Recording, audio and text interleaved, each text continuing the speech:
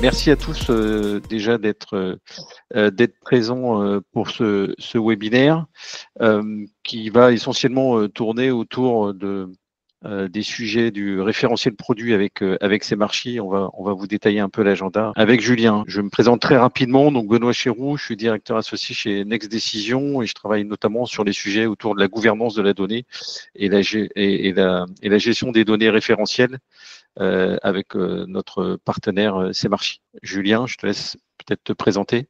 Oui, bonjour à tous. Donc moi, je suis Julien Pelletier, je suis en charge de l'équipe avant-vente sur la zone IMIA chez Semarchi, éditeur que j'ai rejoint il y a 6 ans. Et avant ça, j'ai passé beaucoup de temps en fait dans une société de service à faire la mise en place de projets data. Et donc je faisais la même activité que Next Decision. Merci Julien. On a un agenda assez dense. L'objectif, c'est d'arriver à vous restituer ce retour d'expérience là, donc sur un proof of value. La terminologie, la POV veut dire proof of value. On viendra justement sur pourquoi cette démarche a été menée dans le cas de ce MDM produit dans le retail. Donc rapidement, on va introduire un peu qui sont Semarchi et Next Decision pour ceux qui ne nous connaissent pas encore. Julien nous détaillera aussi les différents composants des solutions chez Semarchi, puisqu'on va en parler d'une principalement autour du produit XDM, mais il y en a d'autres chez Semarchi. Et puis on restera assez longtemps sur cette troisième partie autour de différentes cas d'usage qu'on a pu couvrir dans ce proof of value, orienté autour du produit, des liens entre les produits, tout ce qui tourne autour de la mise en qualité, bien évidemment, et surtout la restitution des informations autour d'une fiche produit et toutes les capacités qui sont offertes par l'outil XDM. Et on terminera ce webinaire avec un retour par Julien d'autres cas clients autour de la donnée produit. On est parti donc très rapidement, Semarchi qui nous sommes, donc on est un éditeur d'origine française, toute notre R&D est toujours basée à Lyon aujourd'hui. Donc créé en 2011, on est soutenu par un fonds privé d'investissement depuis 2020, un fonds américain qui nous aide en fait à nous déployer. Ils nous ont notamment aidé à acquérir un autre éditeur français qui s'appelait Stambia et qui est venu renforcer en fait notre offre avec une solution de data intégration. Et donc Semarchi aujourd'hui, donc on a 50% de croissance en fait en 2023 par rapport à 2022 sur nos clients en IMIA. On va finir la fin de l'année à plus de 400 clients au niveau mondial et on a un très haut taux de fidélisation de nos clients. Ça, c'est quelque chose vraiment qui nous tient à cœur et qui ressort en fait des évaluations que font nos clients régulièrement, notamment au travers du Gartner Peer Insight, où en fait, sur les 12 derniers mois, on ressort avec une note de 4,9 sur 5, on va dire, devant l'ensemble de nos confrères. On est reconnu également par les analystes du marché, par le Gartner, qui, dans son dernier Magic Quadrant du MDM de 2022, mettait encore Semarchi dans le carré des leaders pour la 3e année consécutive. On attend maintenant qu'il sorte un nouveau Magic Quadrant, vraisemblablement plutôt orienté autour des data platforms pour voir comment on sera positionné dedans. Et l'approche qu'on a globalement avec nos solutions, en fait, c'est de permettre à nos clients de dégager de la valeur très rapidement autour de leurs initiatives de data management, de data intégration ou de data intelligence, pour pouvoir en quelques mois avoir vraiment des premiers retours sur investissement et être dans des logiques en fait de construction itérative. On va vous permettre de déployer rapidement et d'apporter rapidement de la valeur à vos équipes métiers. Et donc, on travaille avec des clients dans tout type de secteur d'activité. On n'a pas vraiment un secteur prédominant chez Semarchi. On travaille dans la finance, dans l'industrie, dans le retail, dans le service, auprès du secteur public également. Et on travaille auprès de toute taille de compagnie, à la fois des très grandes compagnies internationales, mais également des clients français, on va dire, qui travaillent au niveau local. Merci Julien. Rapidement également, la présentation de Next Decision. On existe depuis plus de 15 ans maintenant, avec aujourd'hui 4 grands savoir-faire le savoir-faire historique qui est tout à gauche sur cette diapositive autour du traitement de la data au sens large. Traitement qui initialement était plutôt sur la partie reporting et business intelligence et qui au fur et à mesure de notre croissance et de l'étendue de nos savoir-faire se tourne aussi aujourd'hui autour du MDM, c'est le sujet de ce webinaire, des flux interapplicatifs, ce qu'on appelle la partie middleware au sein du SI. Et donc on couvre un large spectre, je dirais, de projets autour de la data qui permettent d'aller dans l'amélioration, on va dire, des performances et de la visibilité autour de la gestion des entreprises. On a lancé l'année dernière une activité autour une déclinaison, je dirais, autour de la partie RSE. Donc c'est un vecteur fort de notre transformation au même titre que notre écosystème. Et on traite notamment autour de ces sujets-là de la mise en œuvre de la CSRD, donc une directive européenne qui va s'appliquer à un certain nombre d'entreprises en 2025 et 2026 et qui va nécessiter là aussi d'arriver à être performant dans la collecte d'informations et le pilotage de ces informations-là en vue de transformer les entreprises en lien avec les enjeux ESG imposés par cette directive.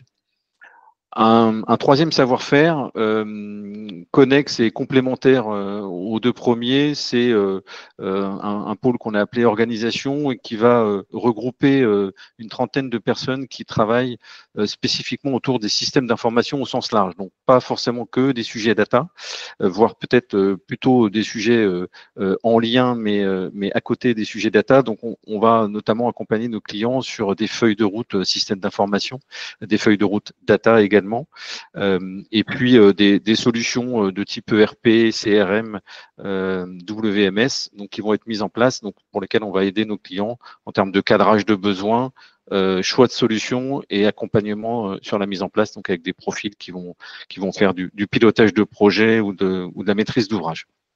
On retrouve dans ce savoir-faire-là effectivement un sujet qui va nous intéresser aujourd'hui autour de la gouvernance de la donnée.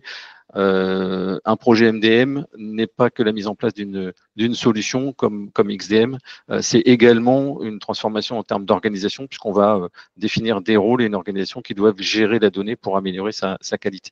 On y reviendra et ça sera illustré dans les exemples ensuite.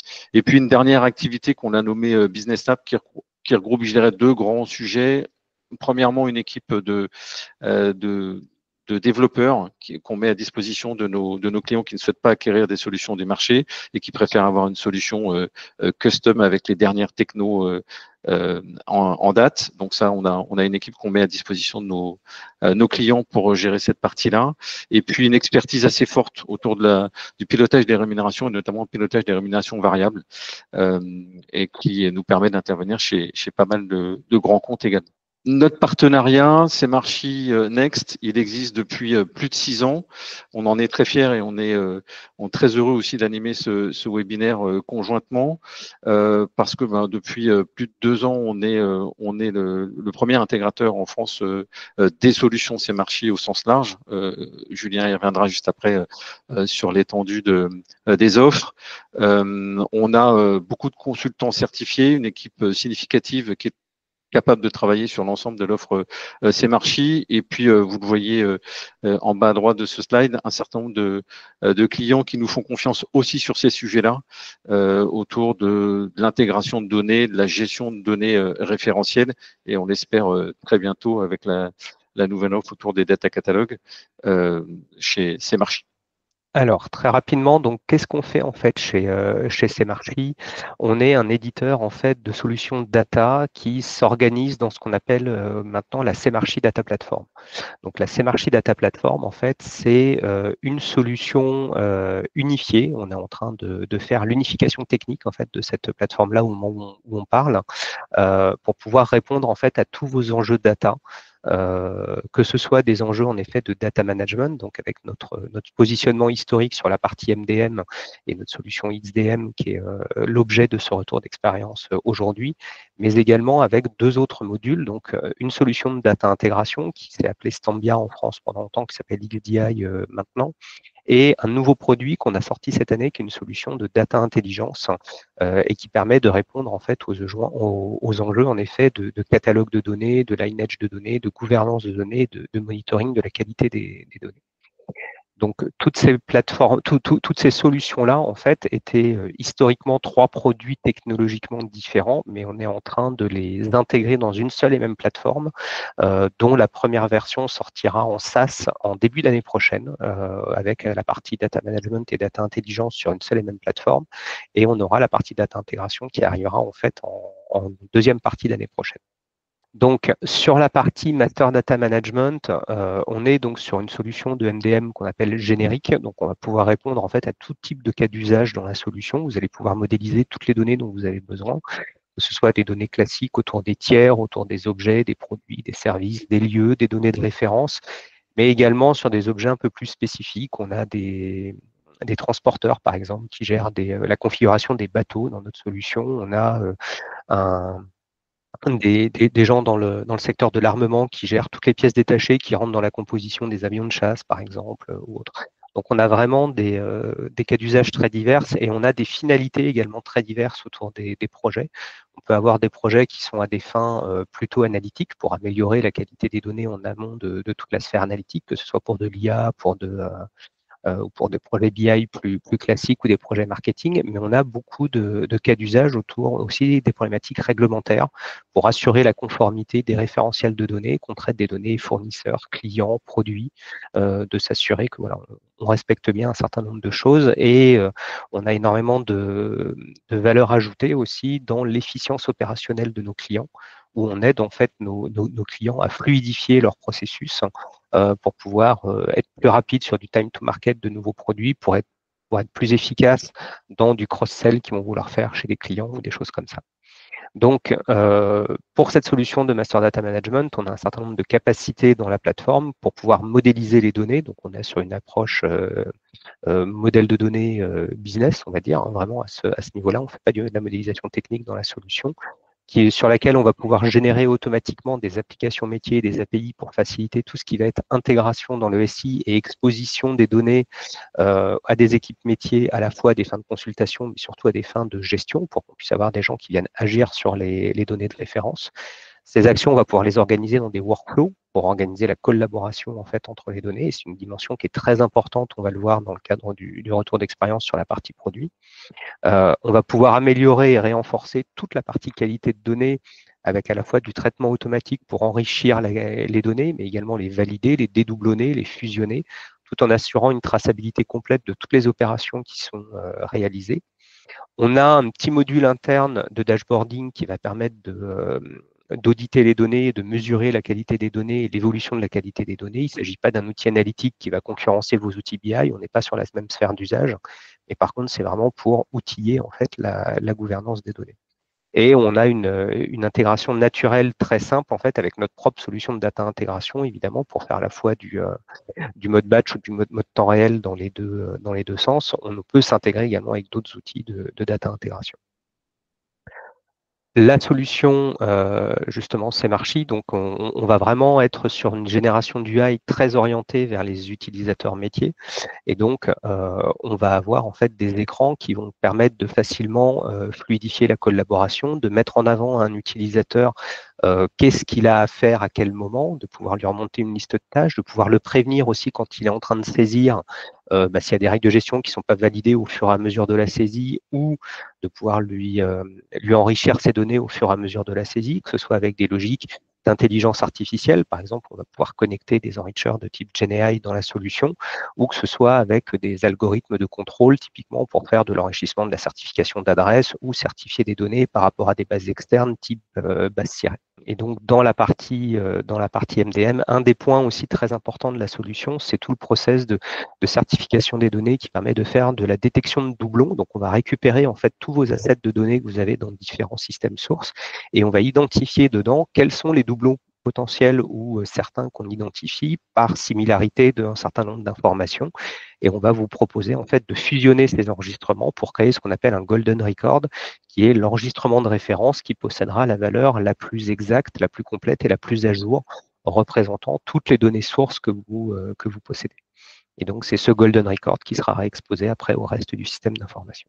Merci Julien. Je vous propose qu'on rentre du coup sur le détail des cas d'usage qu'on a sélectionnés avec Julien, qu'on a souhaité vous présenter aujourd'hui pour illustrer tout ce qu'on est capable de faire avec la solution et quelles sont les possibilités. Rapide introduction aussi donc sur ce proof of value. J'y reviens. La différence avec peut-être un terme que vous connaissez, le POC, hein, proof of concept. Là, l'idée et l'objectif, en tout cas dans ce contexte-là, ça a été vraiment de se dire, il y a des besoins, on va dire, assez poussés de mise en qualité de données, de structuration d'informations autour de la notion de produit. On va y revenir juste après. Et donc, on souhaite finalement confirmer avec la solution CMarchi qu'on est capable d'aller assez loin dans la couverture des besoins fonctionnels qui étaient exprimés et faire ça en s'inscrivant dans la durée, c'est-à-dire que finalement, à l'issue de cette session de Proof of Value, on attire un certain nombre d'enseignements qui sont réutilisés dans le projet et qui permettent finalement de capitaliser sur tout ce qui a été fait et non pas de faire, entre guillemets, du jetable via un POC, où finalement on va expérimenter plutôt techniquement, technologiquement le produit. Là, l'objectif, il n'était pas là, il était vraiment de se dire, on se projette et on fait adhérer aussi le métier sur l'usage futur de ces marchés pour couvrir les besoins autour du futur MDM produit. Donc, de manière très synthétique, ici, il y avait dans un premier temps un postulat de base qui était de se dire on a des sources de données externes à ces marchés. Julien le disait juste avant, donc on va avoir un objectif quelque part d'arriver à créer cette vision golden au sein de la sphère du MDM. Donc, on a différentes sources, on n'en a pas qu'une, on en a plusieurs. On va avoir de la source structurée avec un portail qui est mis à disposition des fournisseurs qui leur permettent de renseigner un certain nombre d'informations qui sont ensuite captées et récupérées pour être intégrées dans le MDM. Et puis, on aura également des sources un peu moins structurées comme Excel qui vont devoir être ingérées. Au sein de ces marchés, on a défini deux sous-ensembles, je dirais. Encore une fois, on est sur des architectures logiques ici. Un premier ensemble qui concerne tout ce qui est mise en qualité de données et enrichissement. Donc finalement, quelque chose qui va être un peu un mix entre ce qu'on récupère de la source et ce qu'on va avoir en cible. C'est notamment dans ce module-là qu'on va créer cette vision golden, qu'on va potentiellement rejeter des données, qu'on va peut-être arbitrer des données. On y reviendra un petit peu après. Et puis on va finalement surcharger la donnée reçue avec donc du fournisseur, avec les propres données de métier du client pour lequel on a fait ce POV. Une fois que tout ça est fait et validé, ben, finalement, on transfère la donnée certifiée dans le module référentiel dans lequel il peut y avoir encore des compléments qui sont faits et surtout une exposition pour les applications consommatrices avec une vraie vocation à produire une donnée unique et qui peut être consommée par beaucoup d'applications au sein du système. Donc on a vraiment un enjeu je dirais de mise en qualité et d'exposition des données structurées qui permet ensuite aux applications consommatrices de bénéficier de données fiables. Ce qu'on va vous proposer là dans la suite, c'est de naviguer, on va dire, d'une part entre l'explication un peu du cas d'usage et puis la concrétisation dans l'outil. Donc je vais basculer régulièrement entre la présentation et l'outil CMarchi. Dans ce POV, on a donc structuré l'information en s'inspirant d'une norme qui existe, que vous connaissez peut-être, JS1, qui donne un certain nombre de principes autour de ce qu'on appelle des unités consommateurs et des unités logistiques, pour faire très simple, les unités qui sont vendues aux clients et les unités qui nous sont livrées par le fournisseur. Donc il y a un vrai enjeu à bien architecturer ces deux composants au sein de la solution, d'avoir finalement une vision quand même tronc commun des différents attributs avec trouver une structuration commune et qui permet aussi aux utilisateurs d'avoir un certain nombre d'informations toujours au même endroit sur l'écran. Et puis ensuite avoir des spécificités par grande typologie de produits. Bien évidemment, on ne va pas gérer des produits d'alimentation pour animaux de la même manière que des produits d'entretien pour la maison, par exemple. Et puis voilà. Et puis ce que permet également la solution, c'est-à-dire fournir un certain nombre d'indicateurs visuels qui permettent assez rapidement de savoir quel est le statut de la fiche, quel niveau du cycle de vie elle est, et donc qu'est-ce qui reste encore à faire, comme le disait tout à l'heure Julien, pour que cette fiche soit complète. Prendre un exemple très simple, je suis sur l'interface, je suis déjà connecté, on est dans le module donc XDM de Semarchi. Il y a une barre de recherche, on dit souvent Google-like, hein, qui est vraiment textuelle, assez large, dans lequel on peut saisir les informations que l'on souhaite. Là, en l'occurrence, je voudrais essayer de trouver un produit thé vert Monge. Donc, ça me permet de récupérer assez rapidement la fiche. Je clique dessus et j'accède à la fiche produit telle qu'elle est aujourd'hui dans le référentiel. Donc là, j'ai le statut à date de cette fiche. Je vais retrouver un peu ce que je vous ai expliqué juste avant, c'est-à-dire une structuration des informations avec en premier des niveaux de complétude. On y reviendra un petit peu plus tard. C'est des indicateurs calculés qui permettent notamment d'avoir une visibilité sur la qualité de la donnée qu'on est en train de regarder. Là, on voit que visiblement cette complétude, elle n'est pas encore forte sur cette fiche produit-là. On va retrouver des classifications de produits avec des notions de plan de classement, nomenclature de gestion, type d'unité consommateur, et puis ensuite des informations. Là, il y avait pas mal de libellés en lien avec ce produit. Voilà, libellé commercial, le libellé du fournisseur, le libellé pour la gondole, pour l'étiquette, etc., etc. Et puis enfin, on va retrouver des informations autour du fournisseur notamment, et puis des dates d'application de ce produit-là, qui peut être éventuellement d'une offre permanente, une offre promo. Donc c'est là où on va retrouver ces informations-là. On est sur un environnement de test, hein, donc c'est pour ça que toutes les informations sont pas forcément renseignées, mais ça vous donne déjà un aperçu de la structuration, en tout cas, qui avait été faite sur ce cas-là, sur ce cas d'usage-là. Et je vais rapidement, pas forcément dans le détail de toutes les fonctions au Semarchi. Là, l'objectif, c'était plutôt de vous rentrer sur les cas d'usage. Et vous voyez ici, tout en haut, l'ensemble des informations qui sont attachées à cette fiche, avec, on va retrouver d'autres caractéristiques produits un peu plus secondaires, qui vont donner peut-être voilà des scores, des récompenses et d'autres typologies de produits, notamment est-ce que c'est un produit biologique, un produit dangereux.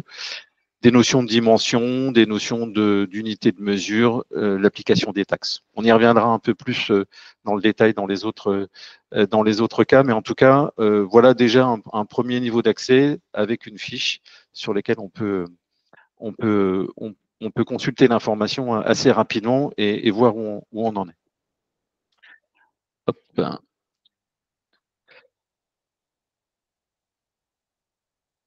On a également dans ce cas d'usage traité ce que je vous disais un petit peu tout à l'heure, c'est-à-dire le lien entre l'unité logistique, ce qu'on peut appeler aussi la hiérarchie logistique, et puis l'unité consommateur. Donc l'objectif, il est quand même assez important, hein, puisqu'on gère finalement une information qui nous provient du fournisseur, qu'on doit remettre en qualité. Cette information-là, c'est d'une part quel est le produit au final qu'on va vendre au consommateur, mais aussi comment moi, fournisseur, je vais vous le livrer suivant quelle modalité. Et donc, on a structuré cette information-là. Si je reviens sur le module, on a ici un accès direct par le biais de la hiérarchie logistique, et on peut, par exemple, soit déplier en partant du produit pour voir les différentes modalités de livraison, je dirais, des différentes unités logistiques qui sont disponibles. Donc, si on prend un exemple très bête sur ce jus de pomme, hein, donc ça, on va retrouver, si on clique dessus, la fiche qu'on vient de voir, en aperçu ici à droite. Donc, ça permet aussi rapidement de savoir de quoi on parle. Et puis ensuite, on va retrouver les différentes unités logistiques qui sont rattachées. Donc là, ce qu'on comprend d'un coup d'œil, c'est qu'effectivement, c'est livré par carton sur des palettes, avec, si je saisis bien, au total 504 unités consommateurs qui sont couverts par cette palette. Et dans ce conditionnement-là, on est toujours en carton en palette, mais en revanche, une palette plus petite puisqu'on n'a plus que 360 UC. Donc, vous voyez que là, en un coup d'œil, sans aller faire trop de clics, j'ai déjà une information assez rapide autour de cette UC. bien évidemment, si je suis ici, je peux également utiliser les fonctions natives de Semarchi et dire je vais retrouver, par exemple, je reprends mon thé vert mangue. Je vais normalement voilà, retomber sur la fiche produit que j'avais tout à l'heure. Et puis là, je n'ai qu'un seul mode de conditionnement avec le carton et la palette. Et au final, 50 UC qui seront présents sur sur ce conditionnement-là. Et je peux naviguer là aussi en direct, encore une fois, avec une double partie. Je peux, si ça me gêne, masquer ce menu-là et du coup être vraiment dans la navigation dans les données et voir un petit peu comment c'est structuré, quelles sont les informations importantes. Et vous voyez que assez rapidement, en un coup d'œil, je vois quel est le contenu de cette palette et je vois aussi quel est le contenu associé au carton.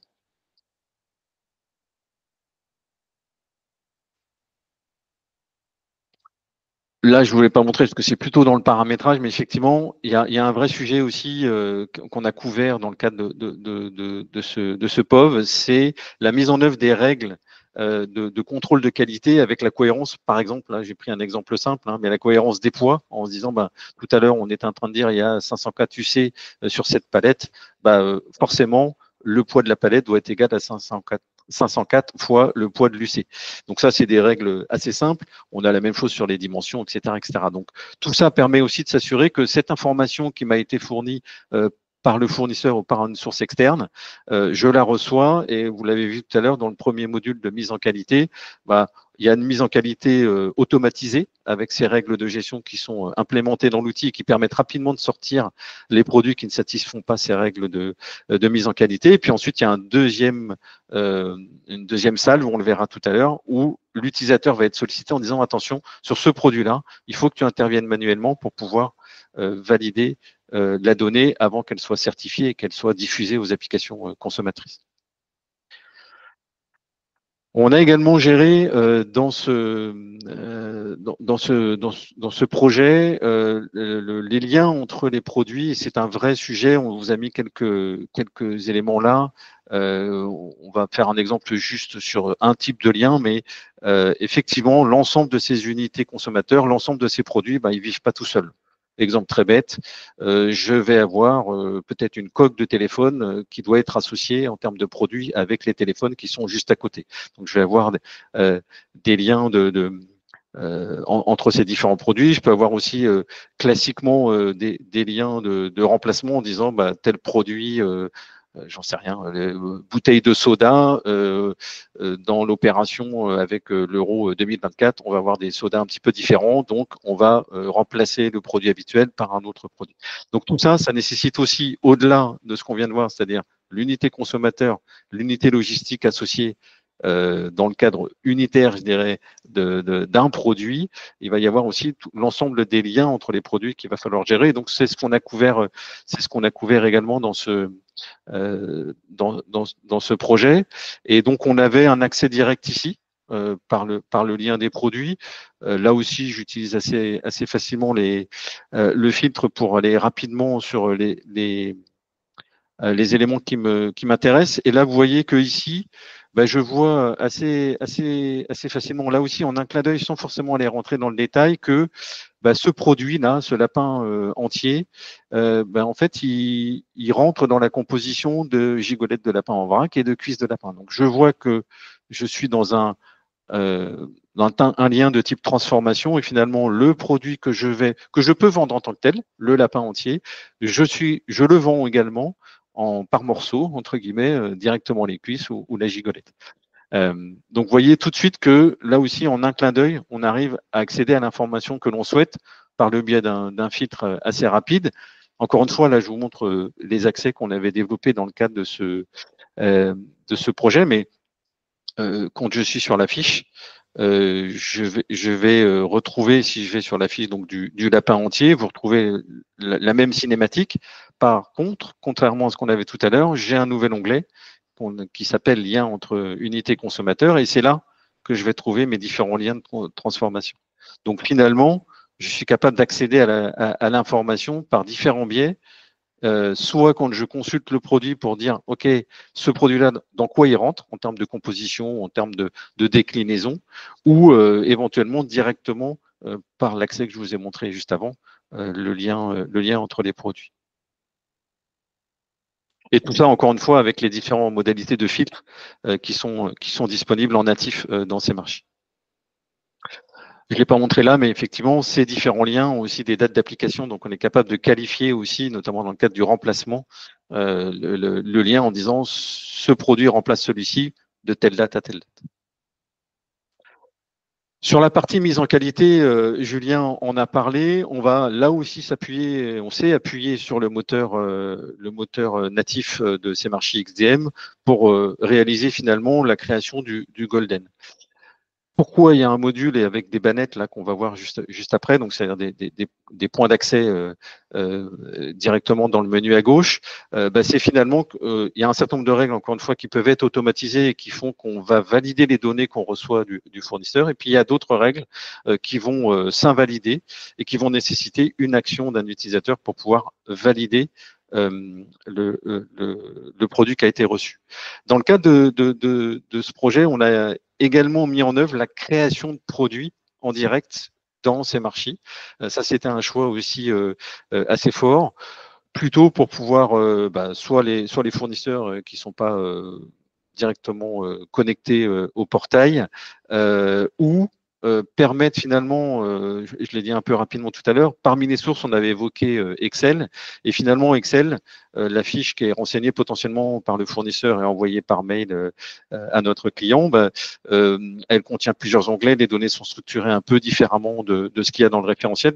On va proposer à l'utilisateur d'avoir un accès dans le module qualité pour créer la donnée à partir de cette fiche Excel, par exemple par des copier-coller, mais en revanche, bénéficier des mêmes règles de mise en qualité de données que si le flux avait été directement récupéré du portail. Donc l'intérêt de ce double accès, c'est effectivement de pouvoir permettre de créer le produit et d'assurer le même niveau de qualité, quelle que soit la captation, on va dire, de l'information. Je vois la question sur le PIM. Je propose qu'on y revienne juste après. Effectivement, ça c'est un point qui peut être intéressant à revoir. Je vous montre rapidement la création d'un produit.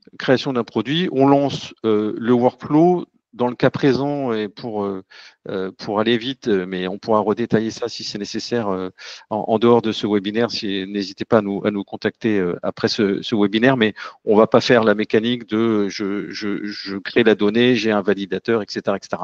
C'est tout ce qui est en natif dans CMarchi. Là, l'objectif, c'est plutôt de vous montrer, finalement, je vais pouvoir définir un certain nombre d'informations dans le cadre de création de produits en disant, par exemple, je vais créer une boisson alcoolisée, je vais devoir saisir un GTIN, peu importe, là, des données sont complètement fictifs.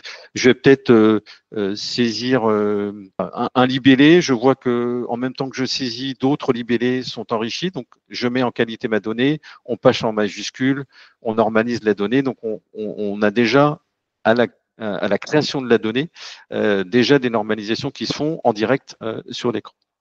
Je remplis pas toutes les informations. L'objectif, c'est pas forcément de vous montrer l'ensemble des éléments, mais je vais pouvoir dire qu'effectivement, ça se vend, par exemple, à la pièce, que c'est peut-être un produit biologique, peu importe.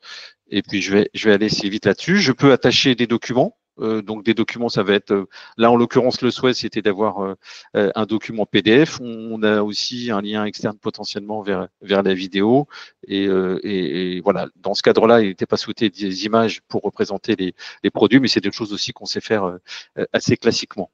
Ça me permet de faire un petit aparté sur la question du PIM. Donc le PIM, c'est un Product Information Management. C'est une gamme de produits qui permet de gérer des données pour les produits. La différence essentielle, c'est que l'objectif d'un PIM, ça n'est que pour les produits et c'est une vocation à diffuser de l'information sur différents canaux physiques et digitaux. Donc, quand on a plusieurs sites d'exposition, quand on a un catalogue papier à sortir, le PIM, on va dire, est assez performant autour de ça. En revanche, si on a des consommateurs de données, des applications consommatrices qui sont des ERP, des CRM, et aussi des sites digitaux, qu'on n'a pas un enjeu fort autour des médias et des documents, ben, un MDM prend pleinement son sens. Et un MDM va prendre d'autant plus son sens quand on doit aussi mettre en qualité de la donnée à partir de plusieurs sources. Et c'est donc le cas qu'on vous présente aujourd'hui et qui est souvent le cas chez nos clients. Donc la principale différence, je dirais, c'est le multisource plus le multi-typologie d'applications consommatrices, c'est-à-dire pas que les canaux digitaux et canaux papier, mais des applications vraiment différentes qui doivent consommer la donnée en provenance du MDM. Si je peux compléter Oui, bien là-dessus, sûr. Benoît, c'est une question qu'on a très souvent, nous, chez Semarchi, en fait, parce qu'on est souvent mis en fait en concurrence avec des PIM, et pour nous, on ne répond pas aux mêmes besoins. Donc, il n'y a pas lieu en fait de les mettre en concurrence, les solutions de PIM et les solutions de MDM. Le MDM, comme l'a très bien dit Benoît, on est vraiment là pour assurer la gouvernance de données, pour résoudre en fait toute la problématique de complexité, de multisourcing des produits, dans différentes applications auprès de différents fournisseurs, de rentrer dans le réglage fin en fait de toute la gouvernance opérationnelle que vous allez souhaiter mettre en place. Là où le PIM est en effet plus vraiment fait pour gérer, on va dire, la finalisation de l'information produit, la distribution dans des canaux très spécifiques sur lesquels il y a un certain nombre de connecteurs, d'accélérateurs, y compris des canaux de print. Donc on est vraiment pour moi sur des zones d'usage qui sont complémentaires entre les deux. Et c'est ce qu'on essaye de faire comprendre à nos clients qui, quand ils veulent faire un choix d'outils entre un PIM et un MDM, ils ont vraisemblablement besoin des deux. Alors après, il y a aussi la question économique qui rentre en jeu derrière, mais c'est vrai qu'il faut bien qualifier vos besoins métiers, savoir qu'est-ce que vous essayez de résoudre, quels sont les problèmes les plus importants, et puis choisir est-ce que vous avez besoin de l'un, de l'autre ou des deux. Merci pour ces compléments. Et du coup, si je reviens sur ma création de produit, je vais là aussi relativement vite dans la saisie, mais on voit aussi qu'ici, on va retrouver des attributs spécifiques qu'on va me demander de remplir. Parce que j'ai choisi une boisson de type alcoolisé, on va me demander le volume et le titre alcoolémique. Bon, c'est pour illustrer, mais voilà, vous avez effectivement ici, si j'avais choisi une autre typologie de produit, pardon, j'aurais eu d'autres attributs spécifiques qui m'auraient été proposés ici. Si je reviens sur la donnée, donc là on était dans la captation de données directement dans la solution par le biais de la création. Je fais un enregistrer pour plus tard. On va retrouver également ici les données qui rentrent dans le module de mise en qualité de données avec potentiellement des produits qui ont été rejetés. Rejetés, donc là c'est dans le cadre encore une fois du cas d'usage qui nous avait été demandé, c'est-à-dire finalement un certain nombre de règles, et si elles ne sont pas satisfaites, on bloque le produit à l'entrée, on ne permet même pas à l'utilisateur d'aller potentiellement corriger ou valider de la donnée. Donc là en l'occurrence on a un produit et si on clique dessus on va retrouver l'information, donc on a une fiche simplifiée, qui n'est pas exactement la fiche qu'on a vue tout à l'heure. Là, l'objectif, c'est qu'on est plutôt en mode gestion des erreurs et des blocages en entrée. Donc, on va retrouver quand même les informations strictement nécessaires pour identifier le produit. Et puis là, vous voyez, effectivement, le fournisseur est vide. Donc, un code fournisseur ou libellé fournisseur vide sur un produit qui nous arrive, c'est quelque chose qu'on n'accepte pas. Ça veut dire que la qualité est vraiment fortement dégradée. On avait également d'autres cas d'usage. Je vous ai dit tout à l'heure qu'il y avait des règles automatiques de validation des données qui permettaient finalement de ne pas demander de validation à l'utilisateur et de passer le produit et la mise à jour du produit directement dans la partie référentielle. Il se trouvait qu'on avait aussi des règles automatiques qui permettaient, sans demander à l'utilisateur, de modifier les données qui ont été envoyées par le fournisseur. Je prends un exemple très bête ici. Sur ce produit-là, il nous était demandé, enfin sur ce produit-là, sur cette gamme de produits-là, il nous était demandé de vérifier la date limite de consommation et si elle dépassait un nombre fixé par le métier, finalement, on le ramenait au maximum de la DLC autorisée sur ce type de produit, quel que soit ce qu'avait saisi le fournisseur. Encore une fois, ça c'est un cas d'usage qui avait été défini par le métier. Donc là aussi, on est capable de consulter des produits qui ont été envoyés par le fournisseur, qui ont passé toutes les règles de validation automatique dans le module de mise en qualité de données, qui n'ont pas relevé d'erreur et qui sont du coup allés automatiquement dans le référentiel. Et donc, du coup, qui sont exposés aux applications consommatrices.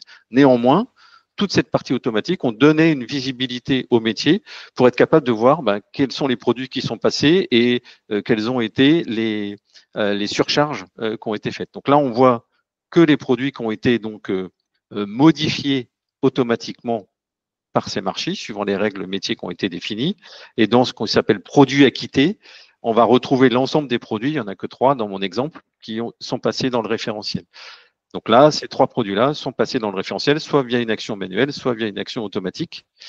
Et le cas échéant, si jamais ils ont été surchargés, j'ai encore l'information de le champ a été modifié. Ça, c'est extrêmement important parce que finalement, l'utilisateur qui va consulter la fiche que je vous ai montrée tout à l'heure, la fiche UC avec l'ensemble des informations, il va trouver potentiellement une DLC qui est différente de ce qu'il a dans le portail et qui a été renseigné par le fournisseur. Mais on lui donne toute la traçabilité de l'information qui lui permet de retrouver pourquoi et comment la donnée a été modifiée. Et puis ensuite, on va avoir des produits à valider. Donc là, en l'occurrence, je vais prendre le seul exemple qui est présent ici, et on va finalement chercher à le valider. Donc là aussi, je peux voir la fiche produit simple. On va arriver ici sur un écran qu'on a complètement adapté en utilisant les fonctions natives de ces marchés, qu'on a vu rapidement dans le slide tout à l'heure de Julien là, sur la création de la vision golden. Hein. Donc, on a plusieurs versions d'une même fiche produit et finalement, on va être capable d'en créer une version unique. Là, dans le cas d'usage, c'était vraiment les plusieurs versions, il y en avait que 2, c'est-à-dire la version actuelle qui est dans le référentiel, qu'on voit ici à gauche, et la nouvelle version qui nous a été envoyée par le fournisseur. Et finalement, je ne vois ici que les données modifiées. Donc, même si j'ai 80 attributs sur ma fiche, je ne vois que les 2 qui ont été modifiés par le fournisseur. Donc, ça me permet assez simplement de me focaliser sur là où j'ai une action à mener. On me rappelle ici les informations principales autour du produit qui me permettent de situer sur quel produit je suis. Et là, maintenant, je vais devoir arbitrer en disant, est-ce que je garde la valeur que j'ai aujourd'hui ou est-ce que je prends celle du fournisseur? Et cet arbitrage, je peux le faire attribut par attribut. D'accord. Donc là, on est vraiment, vous voyez, dans un niveau assez fin. Donc ça, c'était encore une fois le cas d'usage hein, de notre client, mais qui était vraiment d'être capable de se dire finalement, cette nouvelle version, peut-être je suis avec le fournisseur en ligne hein, et il est en train de me dire oui, j'ai saisi de la donnée, mais en fait, je me suis trompé sur le contenu net. Prends s'il te plaît que le poids brut. Ben, je n'ai pas besoin qu'il remodifie les données dans Altify. Si j'ai une urgence ou une commande à passer dans la foulée, je suis capable d'agir directement, de valider et ça va m'envoyer la donnée dans mon référentiel automatique. L'objectif, il est vraiment d'avoir une gestion à tiroir, entre guillemets, de la validation des attributs. Là, on vous a pris une copie d'écran un peu plus détaillée, dans lequel, effectivement, vous pouvez vous retrouver avec des cas avec plusieurs attributs qui devaient être arbitrés manuellement par les utilisateurs. Dernier point qu'on voulait vous montrer aussi, c'est finalement, on a été tout à l'heure hein, dans la fiche produit, je vais y revenir. Je vais prendre par exemple une recherche par libellé. Donc, vous voyez que ici, je peux chercher par GTIN, donc qui est l'identifiant hein, issu de GS1 des produits. Et puis, je peux aussi rechercher du texte. Et quand je recherche le texte, il va me chercher, là en l'occurrence, partout où il trouve l'information tendre, que ce soit dans le libellé standard, dans le libellé long, et on pourrait chercher dans la marque ou autre. Juste vous montrer qu'effectivement, ici, vous voyez, sur ce produit-là, donc c'est celui dans lequel je vais retrouver mes transformations. On avait la même chose sur le lapin tout à l'heure. Ben là, on a une seule transformation qui est effectivement le tendre qui peut être transformé en entrecôte maturée. D'accord. Donc là aussi, on va retrouver sur les produits finis, semi-finis, l'ensemble des informations. Quand vous revenez sur les données générales, vous voyez que tout à l'heure, on avait parcouru, on avait les dates, la logistique, et puis dans les caractéristiques produits, on avait est-ce que c'est bio, pas bio, et là, on a ajouté le pavé transformation qu'on n'avait pas tout à l'heure sur le TVR. D'accord. Donc, dans lequel vous allez retrouver la notion de produits finis, semi-finis et les transformations qui sont faites potentiellement en magasin directement. Voilà. Si je reviens sur mon TVR, qui est fiche exemple, Pour finir, effectivement, quand on parlait de la traçabilité de l'information, vous allez retrouver, par exemple, sur le libellé, le libellé étendu, vous avez à chaque fois, vous voyez, ça c'est du natif Semarchi, hein, on a juste fait du paramétrage, mais il y a rien de particulier à faire là-dessus. Et vous allez retrouver l'ensemble de l'historique de la valeur en se disant, bah, cette valeur-là, elle a été éditée le 5 janvier par mois, et je n'avais pas renseigné le libellé, et je l'ai renseigné le 16 septembre en mettant cette valeur-là. D'accord. Donc l'ensemble de l'information est tracé en termes de qui a modifié quand et quelle est la valeur qui a été mise. Bien évidemment, si c'est le système qui met à jour, au sens c'est un flux en provenance du portail qui a mis à jour cette information-là, ben, on aura le pavé aussi ici. Vous allez retrouver aussi d'autres types d'informations. Alors, ça peut paraître un peu technique, mais je trouve que c'est quand même intéressant. Ici, vous allez retrouver sur ce champ calculé, complétude commerce, vous pouvez aller voir la méthode de calcul. Alors, c'est du pseudocode, mais très rapidement, on peut voir que si la nomenclature de gestion et le libellé sont nuls, ou que la marque est nulle, ou que le type marketing est nul, bah, c'est ce qui fait que c'est pas complet. Donc finalement, si je veux que ça soit complet, visiblement, c'est ces 4 champs-là qu'il faut que je renseigne. Là, je vous montre une version entre guillemets brute native qui ne nécessite aucun développement de notre part. Bien évidemment, vous pouvez ajouter une description fonctionnelle qui permettra d'être plus lisible pour les utilisateurs. D'accord.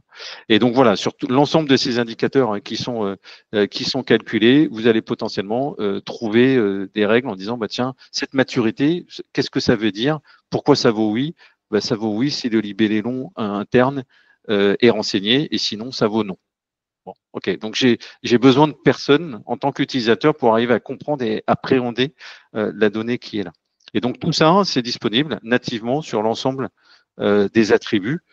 Nécessite potentiellement la documentation s'il faut rajouter, on va dire, du wording plus compréhensible pour l'utilisateur. Mais en tout cas, c'est ce qui permet de rendre autonome l'utilisateur par rapport à l'information qu'il est en train de consulter. Voilà pour les cas d'usage qu'on voulait vous présenter un peu rapidement, mais en tout cas, ça vous permet d'avoir un peu le panel des différentes fonctions qu'on a mis en œuvre dans le cadre de ce POV. Et bien évidemment, il y avait plein d'autres choses qu'on vous a présentées, mais le temps était timé et on a fait ce choix-là. Julien, je te laisse la main sur d'autres retours.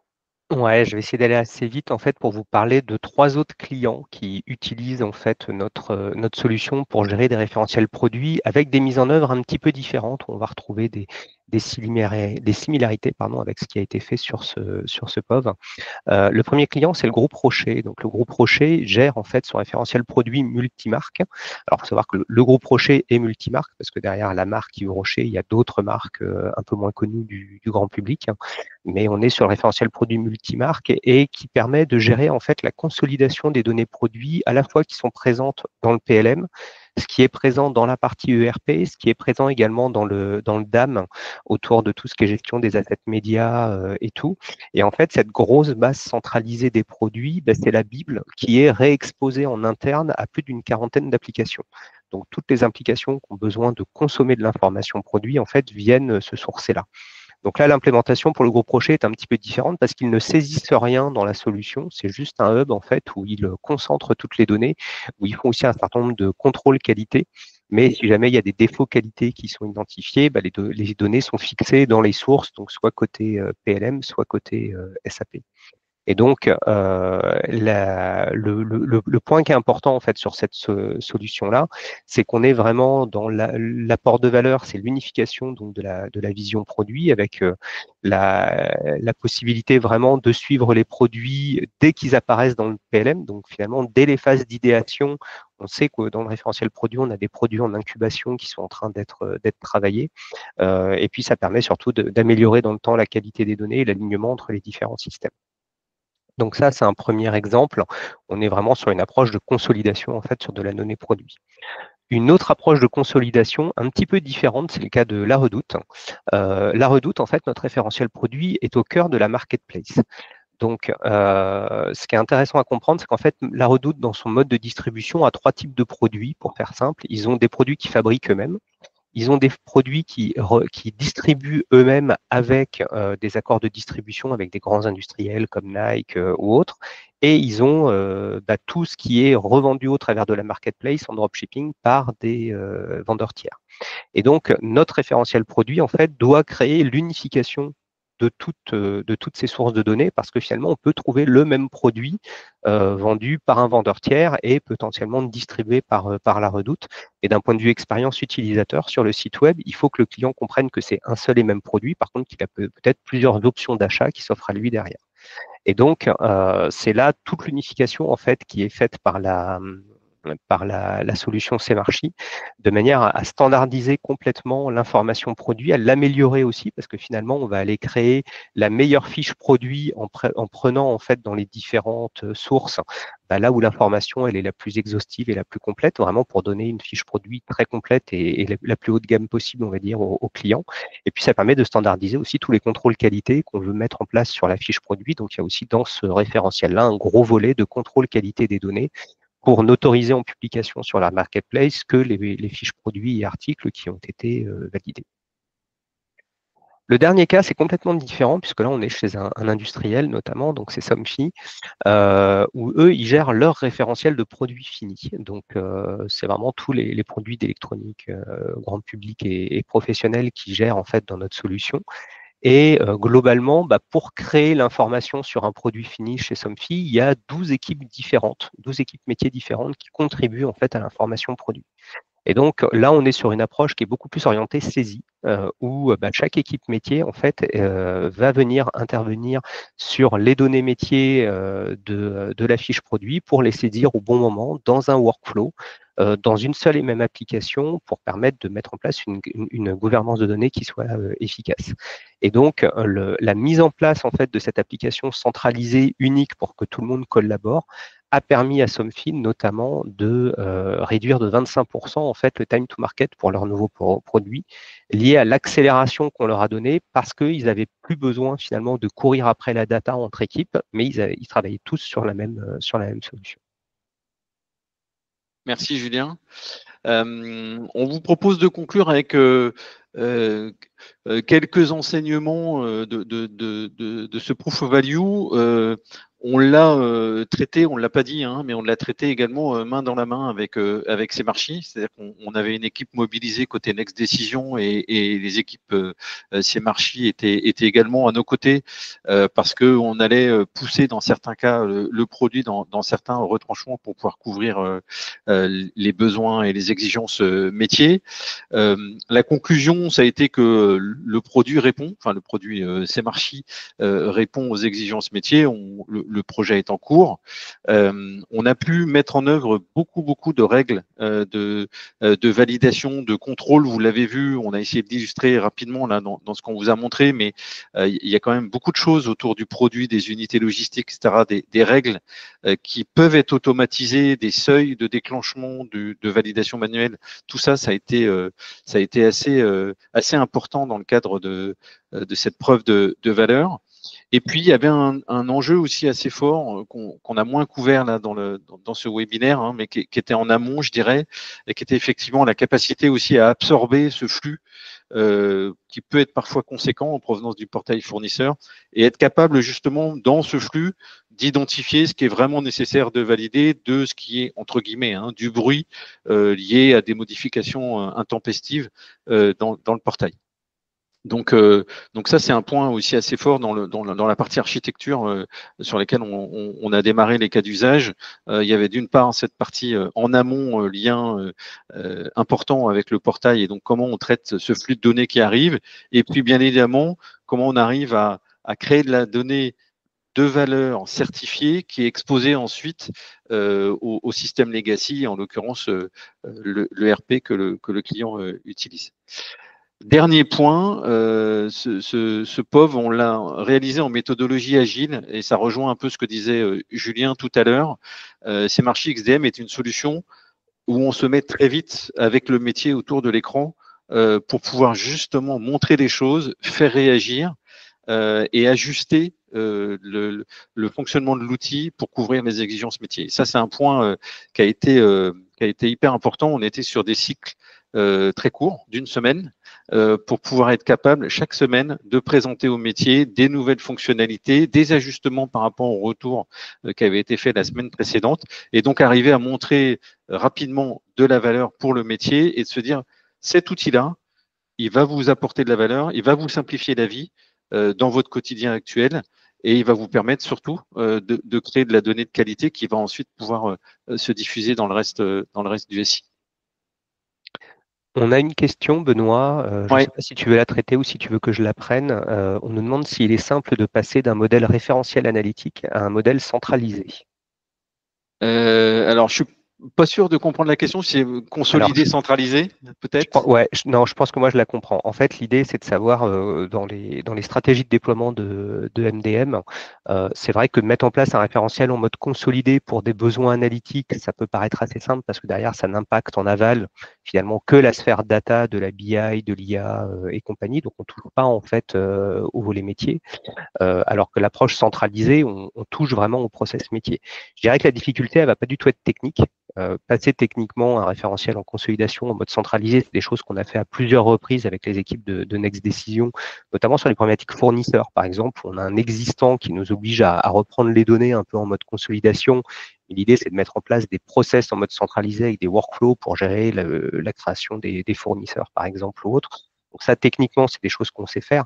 Par contre, là où il y a une vraie différence entre les deux, c'est sur la partie métier. C'est-à-dire que la partie métier, finalement, quand on est sur des référentiels analytiques, on peut avoir des gens qui vont surveiller à la qualité de données, mais les impacts ne vont concerner que la sphère analytique, qui est importante, mais ça va être limité à l'analytique. Alors que quand on bascule sur un modèle centralisé pour la gestion des données, on va impacter les process métiers eux-mêmes, et donc les gens qui créent de la donnée, qui vont créer des clients, qui vont créer des fournisseurs, en changeant un petit peu leurs habitudes de travail, en leur demandant de venir travailler sur l'application Semarchi ou en intégrant l'application Semarchi en temps réel, en web service derrière des applications métiers qu'ils peuvent utiliser. Et je pense que les impacts sont plus côté métier que côté technique en fait à ce niveau-là. En tout cas, merci à tous et toutes d'avoir été et d'avoir assisté à ce webinaire. Merci à toi aussi, Julien, pour l'animation conjointe. Et puis, on est bien sûr à votre écoute s'il y a des questions ou des remarques complémentaires ou des besoins d'approfondissement. N'hésitez pas à revenir vers Julien ou moi pour qu'on se fera un plaisir de vous détailler ça. Merci à tous, bonne journée. Au Merci, revoir. au revoir.